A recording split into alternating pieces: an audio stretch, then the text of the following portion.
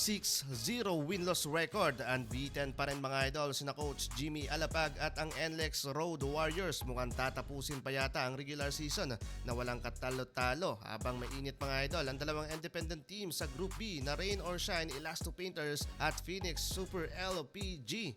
So ayun na nga mga idol, sa 12 games in total ng bawat team this elimination round ng PBA Governors Cup, NLEX Road Warriors lamang ang may pinakamagandang run mapag Group A or B na may 6-0 win-loss record matapos nilang talunin ang kanilang sister team na TNT Tropang 5G. Dalawang powerhouse team ang nabigyan ng parehong talo dyan ng NLEX sa pamumuno ni Coach Jimmy Alapag. Kahapon dikitan din ang kanilang naging laban na nagtapos sa 88-83 final score. As usual, leading scorer pa rin dyan ang NLEX import na si Diquana Jones na kumamada ng 27 points, 7 boards and 2 block shots, shooting 10-18 mula sa field, while si Nabolik nakapagtala din doon ng 10 points at mula sa bench na si Gonzales with 11 points. Tatlo pa mula sa kanilang local player ang almost double digit scoring din na may tig 9 points mula kana Winston Valdez at Bahio. Samantalang sa kabila naman mga idol, nasayang ang 22 points ng nakatatandang kapatid ni Ronde Hollis Jefferson at 13 points ni Naray ng Batak, Glenn Cobontin at BGR. Pero nagbabalik na mga idol ang kanilang resident import na si Ronde Hollis Jefferson. Balik workout and grind si RHJ habang dahan-dahang nagpapagaling sa kanyang injury noong December 2025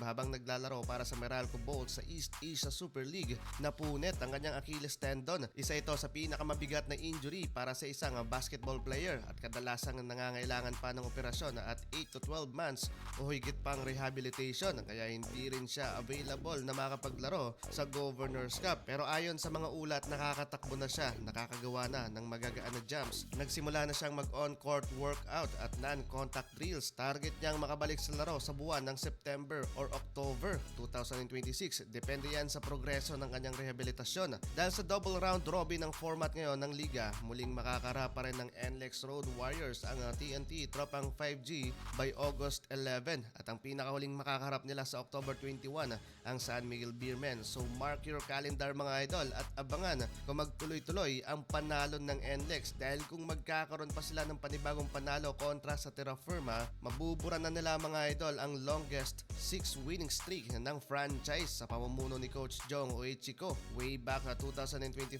PBA Philippine Cup. Konting update naman tayo para sa Group B. So far, pinangungunahan mga idol ng napakainit na dalawang independent team na Phoenix Fuel Master na nasa top 1 seed with 4-1 win-loss record, while sinundan naman niya ng Rain or Shine Elasto Painters na may 4-2 win-loss record, habang nasa baba naman nila ang dalawang powerhouse team and SMC sister team na Barangay Ginebra at Magnolia Star Hotshots na parehong may dalawang panalo at 3 talo na.